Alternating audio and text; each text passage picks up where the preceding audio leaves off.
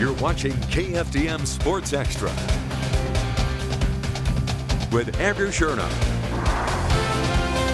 This is KFDM Sports Extra. Expectations, what Red Sox pitcher and Southeast Texas native Clay Buchholz hopes to achieve this season. Plus, social media kings, how the Bridge City baseball team is not only winning on the field, but also in the technology world. Hello and welcome into the Sunday Sports Extra. I'm Andrew Chernoff. Those stories in a bit.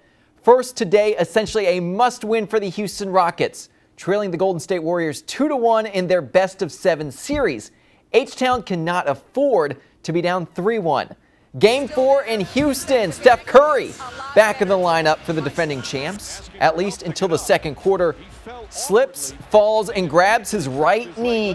Curry does not return with what they're calling a sprained knee. He'll have an MRI tomorrow. They don't need him, though. Klay Thompson from downtown, then Draymond Green. Green with another one right here. Warriors make an NBA playoff record 21 triples. That all leads to an easy 121-94 win for Golden State. Rockets now in deep trouble, down 3-1. Spurs going for the series sweep of the Grizzlies today. Third quarter, Tony Parker. Check out the moves. He still has it. In the lane for the layup, Spurs by 4. About a minute later, more from Parker. This time, the assist to Kawhi Leonard. He buries the triple. Spurs lead now 6. Then San Antonio with a comfortable margin. Leonard's putback adds to it. The Spurs win 116-95 and sweep the Grizz. San Antonio will face the Thunder or Mavericks in the Western Conference semis. Astros and Red Sox involved in a rubber game tonight. Right now in the 8th inning, Boston leads 5-3. The Stros with 3 errors in the game. Rangers hoping to avoid a White Sox series sweep. First inning, Nomar Mazara helping out the cause. Solo shot, and just like that, Rangers lead 1-0. 5th inning, tied at 1, and oh boy. Derek Holland's wild pitch allows Melky Cabrera to come home. White Sox lead 2-1, and that's all Chicago needs. The White Sox beat the Rangers 4-1 and sweep the 3-game series. LSCPA softball doubleheader today, hosting Baton Rouge Community College. Third inning scoreless until the visitors' Joanna Booty brings in the first run of the game. Faith Bourgeois crosses the plate. Baton Rouge leads 1-0. Fourth inning, Seahawks down 3-0 until this. The throw to first off the mark allows Brooke Wilhelm to score. Visitors have the last laugh, though. Baton Rouge wins 5-3. Game 2 today, redemption for the Seahawks. LSCPA takes this one 7-4. Final round, Valero Texas Open. On 18, Charlie Hoffman needing to get up and down for the birdie and win. Bunker shot goes on the green. That leads to this, the birdie and victory on the line. Yes! Charlie Hoffman, your Valero Texas Open champion. He finishes the tournament at 12 under, 1 shot ahead of Patrick Reed. Third round leader Ricky Barnes, a rough day, 2 over 74. To the ice, Stars looking to wrap up their first round series against the Wild. Dallas scores the first 4 goals of the game, but Minnesota's Jason Pominville gets the Wild within 1. Then under a minute left, Minnesota appears to tie it, but look at this. The puck never crosses the goal line. Stars hang on 5-4 and take the series 4-2. NASCAR at Richmond, Tony Stewart racing for the first time this year. He finishes 19th.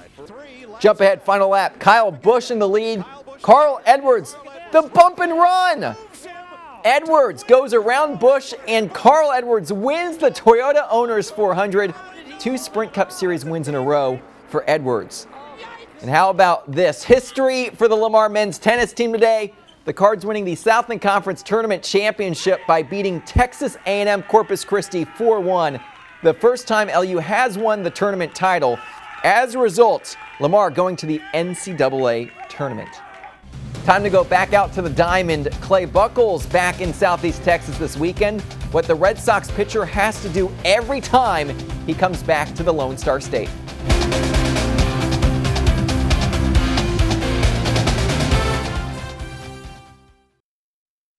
Southeast Texas known for so many professional athletes, including this guy, Red Sox pitcher Clay Buchholz. Clay, thanks for talking with us. Absolutely, good to be here. What is it like to be back home? It's good. You know, you get to see people that you hadn't got to see in a while or since the off season, and obviously in the setting of a baseball game, it's you get people to root for the hometown and then the team you actually play for now. So it's pretty neat to see.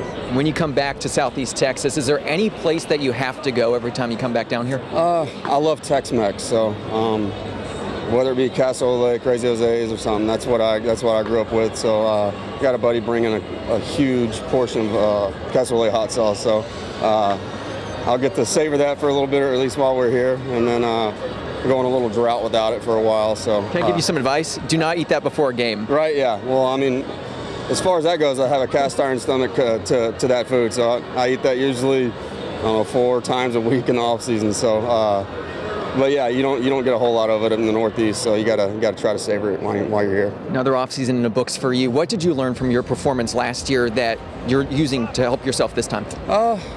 You know, you got to command the strike zone, especially with a club with a lot of young guys on the team that are really good athletes and have a lot of pop too. So you don't want to miss middle, want to stay off the fat part of the bat, and that's sort of where I've made my money in the past 4 or 5 years. It's been not missing within the strike zone, and when you do miss, make it a ball, and you get to live to see another pitch. This team this year, we know the American League is going to be difficult to get in the playoffs for all teams. It seems like the AL's gotten to a different level. What do you like most about the Red Sox in 2016? We just have a good club. We've come together since spring training. We have our share of young guys too, the young core that's coming up with Mookie and Jackie, and we also have the old guys. I guess I'm part of that now, but you know, David, Petey, Hanley, Pablo when he's healthy. So we just have a good core group of guys, and everybody here wants to win. And I think the biggest thing is seeing Hanley from left field last year to first base, getting back in the infield. I think it's had a lot to do with how he feels about his everyday baseball game and just life in particular. He's been a great guy in the clubhouse. One of those vets, also Big Papi. He's retiring at the end of the year, David Ortiz. How much for you guys as his fellow players here on the Red Sox want to get him another postseason run? Oh yeah, I mean that's probably the biggest thing that we would want. But everybody knows how hard it is to get to that point. We just have to focus on everyday game and then playing and do the little things right, the things that you can control, and hopefully that leads us into October. And individually for you, what's the goal this year? Just stay healthy. I'd like to go through a whole season, help the team out, not have to watch from the dugout, and not have any hand in on it. And that's the toughest thing ever about getting hurt, is you know that you have no part in the outcome of the game, win or lose. So yeah, just being on the field would make me just about as happy as anything else. Clay, best of luck this year, man, and stay healthy out there. Thank you. Awesome. Stay tuned, more Sports Extra right after this. My next guest locked in a battle with the Silsbee Tigers for the District 24 4A baseball title. The Bridge City Cardinals in the house tonight. Head coach Chad Landry along with some of his players. Coach, thanks for stopping by. Thanks for having us. Appreciate it. Clinching a playoff spot for the 16th straight year. What has been the secret to success over that entire time frame?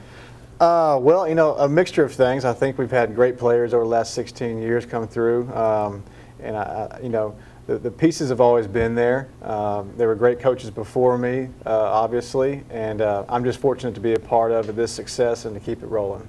Kevin, right now, what do you like about how this team is playing? I like the way we're competing. I like the way how we're not giving up. We're playing as hard as we can all through 7 innings, trying to stay positive. Everyone's trying to be a leader, and I like the way it's going. Silsbee, Derek, is the team that you guys are battling for that first place in the district. How intense have those games been this year when you've played the Tigers? They're crazy. I mean, you know, they came back and beat us last time. We beat them at home the first time, but you know, it's always good playing those guys. It's always a tough battle. They're real solid over there in Silsbee, so we like playing that game. This group, one of the most tech-savvy baseball teams in the whole high school area. Coach, after games, you guys are doing Twitter videos and Facebook videos to the Bridge City baseball pages. Yeah. How did that get started?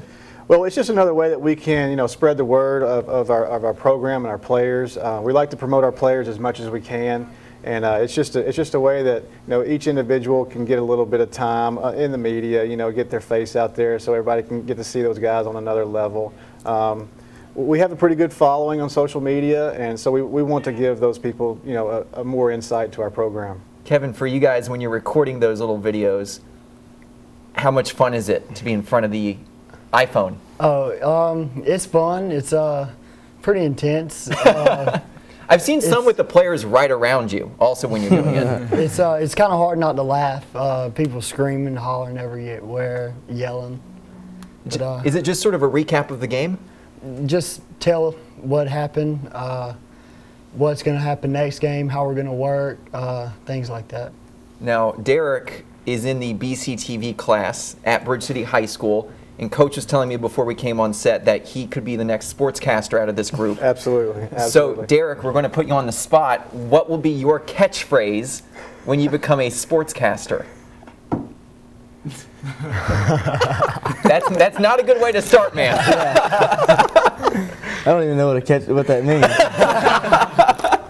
What's going to be your 1-2 slogan, man? What's going to be your sign? When you're doing a highlight, no, there's a home run. Yeah. What are you going to say after that home run? See ya. See ya. Very original right there. Coach, are you proud? I came up with that one. 2 years of BCTV, yes. Awesome. Obviously, this is a fun group. How much fun is it to coach these guys? It's a great group. Each group is different. This group, not only are they friends on the field, but off the field, they do everything together. It's just a really good group, and we've had a lot of fun. Okay, so since this interview is wrapping up and Derek's catchphrase would be fitting now for this time, what do you want to say to the camera, Derek? See ya. Awesome. Thank you, guys, and best of luck the rest of the way, and we'll see you in the playoffs. Thanks a lot. All right, thank you. Finally tonight, your best fishing game forecast peaking tomorrow at both 5 a.m. and 4:40 p.m. That will do it for us tonight. Thank you so much for watching the Sunday Sports Extra. Tonight, we'll leave you with the finish to today's IndyCar race in Alabama. Good night.